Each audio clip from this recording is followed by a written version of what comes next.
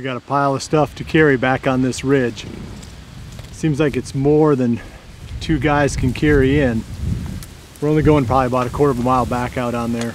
We needed a southeast or an east wind, and we've got the southeast, probably about 15 miles an hour. We're going back on what we call Bucky Ridge. And this is where we've been getting the photos of the three bucks, the three old bucks that are coming out. Well, they were coming out probably 10 days ago, every single evening right before the end of legal shooting time, or right at sunset roughly. So we're going to see if they're still coming out. It's been a while since we've had the camera back there, so they may not still be on that same pattern. But this is the most consistent pattern we've got on the whole farm. They're all three old, but unfortunately they're all three about 120, 125 inches. So there's not a lot of antler there, but should be some pretty fun hunting at least.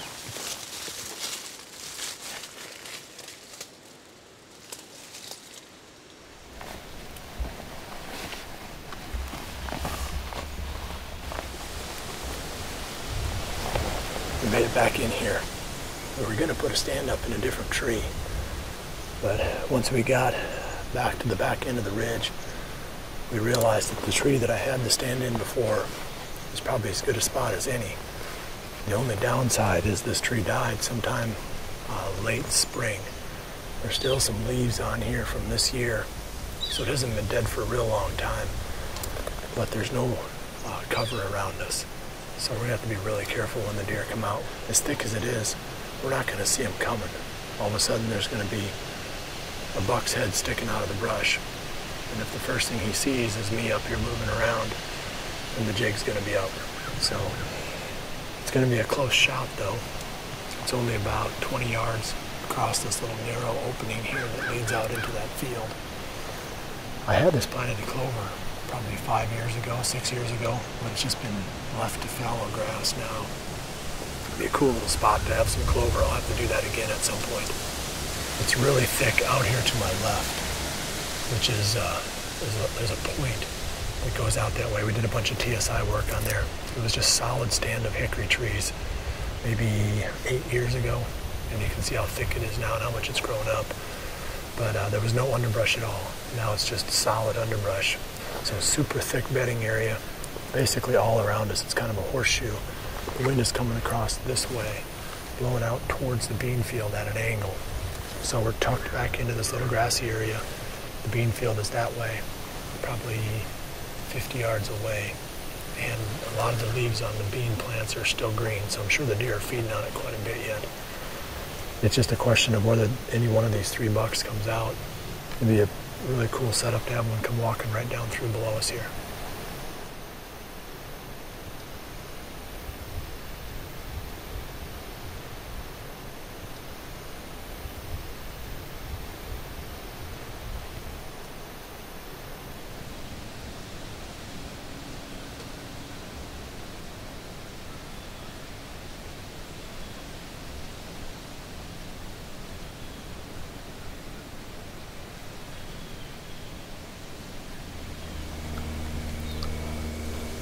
Got about 45 minutes left of shooting time here, and out in the bean field just about 5-10 minutes ago, the doe and a fawn came out. So the deer are starting to move a little bit here. It's cooled down quite a bit. It was sunny and 70 when we left the office, and I'd say it's probably 60 degrees now, overcast. Definitely it's cooled down. We're supposed to have rain tomorrow, so maybe we'll get some movement here in front of that rainy weather coming in.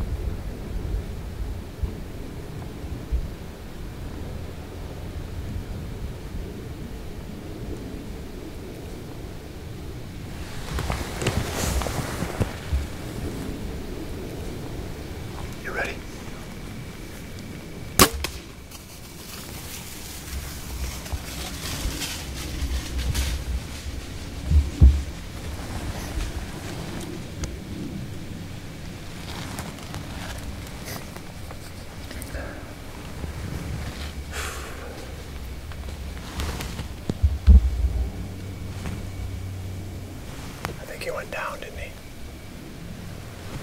Boy, I thought I heard something crashing down in there. I don't know.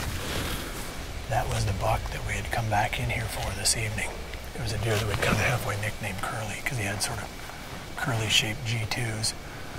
But I just made a bad shot tonight. See, I thought he'd picked us up. I thought the wind was swirling down in this little pocket here. He kind of knew we were here the whole time anyway.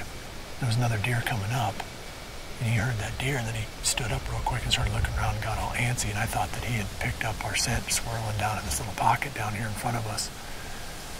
And my goal was to just drive the arrow right through his shoulder like I did with Lobby last year during that late season hunt. And I shoot enough draw weight at 80 pounds, and with the 32-inch draw I can pack a lot of energy behind these arrows, but I didn't hit the spot I was aiming for. It's kind of awkward. I was all cramped up in here, you know, waiting for him to do something, and I just think I didn't have the bow straight up and down. I think when I leaned over to get the shot, I think the bow was canted over to the right. That's all I can figure, because I know the pin was right where I wanted the arrow to go, but the arrow hit to the right. We went back and watched the footage. It's back, and it angled down, looked like into the body cavity and then into the back leg. So it's possible it got the femoral artery in his back leg. We have to come up with a plan here. I'm guessing we'll probably,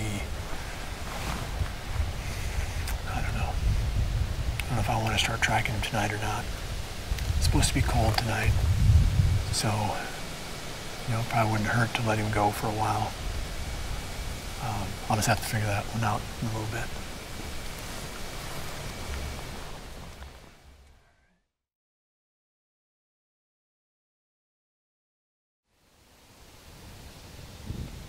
I think I'm standing in the bed right where that buck was laying down last night when I was up in that tree stand.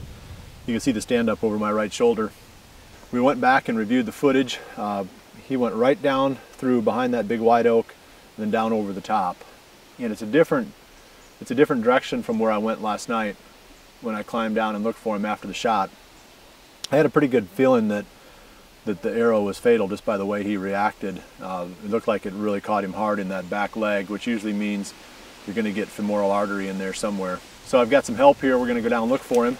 It's real thick, so if we don't find him right away, it could be a while, because we're almost going to have to step on him down in that thick cover.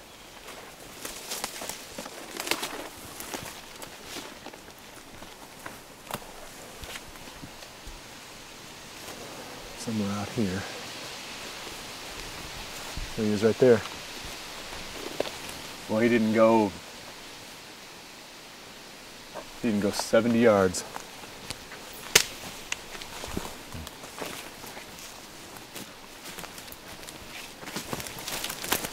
There's old Curly. I'm gonna have to get a tag on him and drag him up out of here so we can get a decent look at him and get him propped up, and then I'll do a proper recovery interview on him.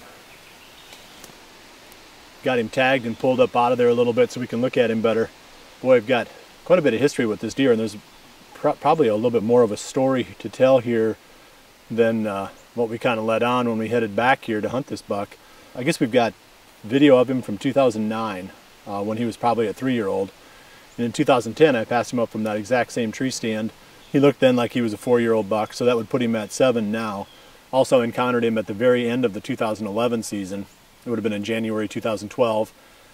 And last season we had some pictures of this buck almost half a mile away in another location. We found the sheds off him this past March. So he's a deer that's been around for a while and definitely been on our radar for at least the last 3 seasons. Another thing I've seen too on this farm with these older deer, their ranges start to get smaller as they get older. We filmed them a couple times during the summer right back here on this ridge in the beans, and then the only trail camera pictures we've gotten of this buck this year have been right back here too. So it's potentially, you can't say for sure until the rut starts to hit, of what his range really was going to be, but potentially he was starting to close in a little bit too. It's something that we find, which makes it interesting if you can get the bucks to this age, is they seem like they become more daylight active and the size of their range actually decreases. So that's kind of the best of both worlds. A lot easier to pattern and a lot easier to kill. First time we went in on him, he was one of the first deer to come out into the field last night. So there's pretty good daylight activity from a 7-year-old buck in October.